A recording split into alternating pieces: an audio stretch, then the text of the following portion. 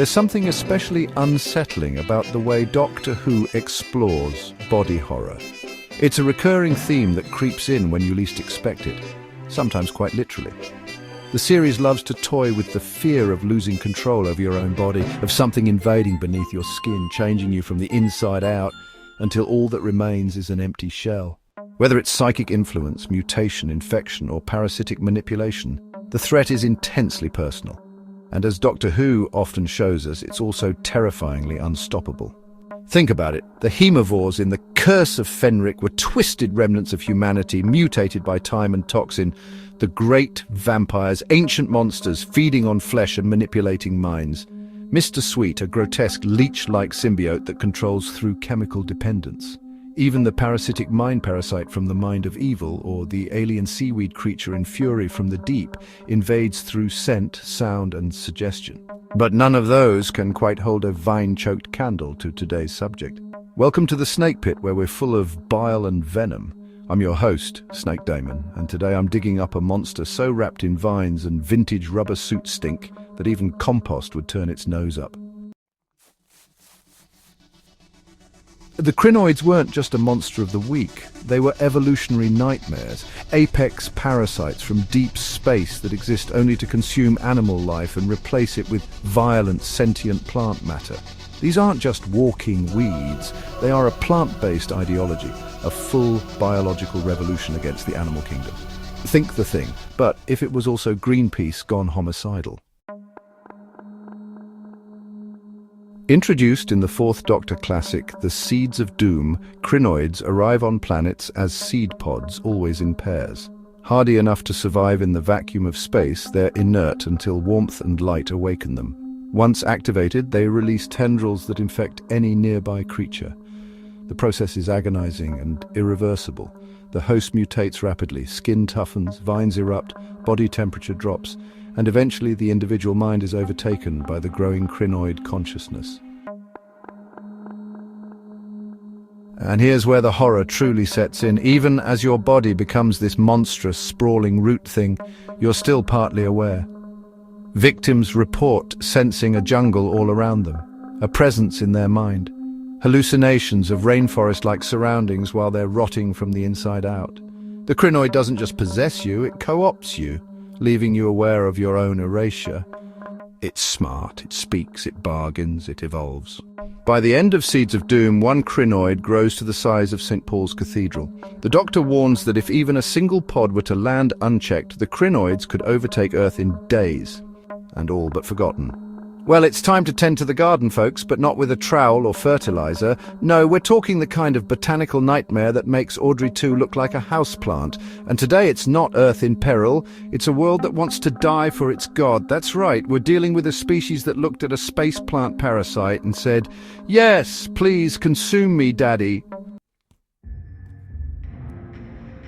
The TARDIS materializes in a misted glade atop one of Tharnis' highest cliffs. Moss creeps up deadened trees and thorny vines droop with the weight of constant dew.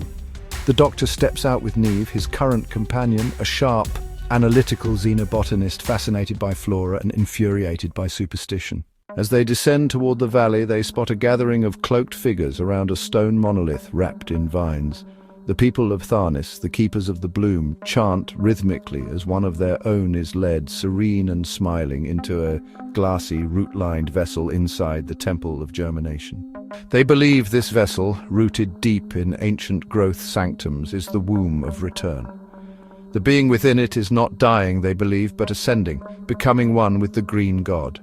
The Doctor recognizes the signs immediately. This is no god, it's a Krynoid seed, dormant but deadly. Once fully grown, it will consume all organic matter in its path, rewriting entire ecosystems to serve its proliferation.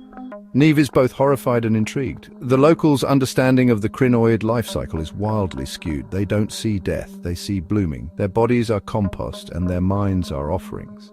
The Doctor's protests get him branded a root cutter, a heretic. He's locked in a cell made of shifting bark and pulsing green veins. Neve, meanwhile, is being praised as a scholar of blooming prophecy, her scientific insight twisted into further validation of their faith. Beneath the temple, the Doctor escapes with the aid of Hollin, a young acolyte whose faith in the cycle is crumbling. Hollin guides the Doctor to a hidden chamber, an ancient biomechanical dispersal room, a relic from Tharnis's forgotten ancestors.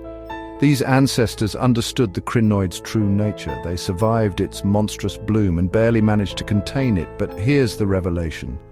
The sacrificial ritual isn't what triggers the Krynoids' dispersal. The Krynoid grows slowly inside its host, consuming them over weeks. When it reaches maturity, it erupts in a reproductive frenzy. Hundreds of seed pods burst forth in a single explosive moment, sending spores into the sky like a dandelion storm.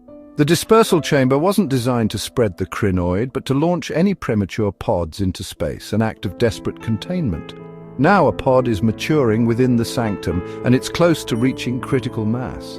The villagers prepare for the eclipse offering, a rare celestial event they believe signals the god's sacred bloom. Neve is chosen as the next vessel. She pleads with them, describing the Krynoids' biological horror, but they welcome it. To be devoured is, to them, a form of rebirth. We are soil for the stars. The Doctor pushes through choking vines and the groaning, decaying machinery, desperate to reach the heart of the growth sanctum. The Krynoid is almost finished consuming its host. Towering and radiant, its body is a writhing mass of photosynthetic flesh and bone-mulched eyes. Its roar rides on clouds of spores, infecting the minds of the vulnerable. Neve, half-dazed from ceremonial root extract, is led down the path of blooming, a corridor lined with the petrified remains of previous sacrifices. The Doctor faces the High Seer. Your god doesn't want you. It doesn't even know you exist. You're just compost, that's all. The Krynoid senses its time has come. As the eclipse begins and the sky darkens, the creature blooms. A floral eruption bursts from its crown, sending hundreds of seed pods skyward, lifted by thermal gusts and the shockwave of its awakening. The force shatters part of the temple. But Hollin has been working in secret. With the Doctor's help, he triggers the ancient cryo-seal protocol. The dispersal vault slams shut around the remaining pods that hadn't launched, freezing them once more. Only 7 remain. 7 seeds of doom, and as before, they are stored away, waiting for the next eclipse. The faith will persist, the cycle only delayed. Hollin, mortally wounded, uses his last breath to thank the Doctor, not for saving him, but for letting him choose to fight, not just be devoured. Neve, shaken, stands with the Doctor outside the smouldering ruins of the temple. Neve asks, "Do you think one of those pods might land somewhere, where people won't worship it?" The Doctor answers softly, "I think one will land where people believe they can control it, and that's worse." They leave Tharnis behind as the clouds gather, and the mist slowly reclaims the jungle. That, my friends, is cosmic horror done right. No Daleks shouting about supremacy, no convoluted multiverse nonsense, just ancient deities, worshipped by people unaware they're nourishing a parasite. If you thought the original Krynoid tale was unsettling, this is what happens when nature's vengeance turns downright divine. Thanks for dropping by the Snake Pit, where we thrive on untapped potential and lost opportunities.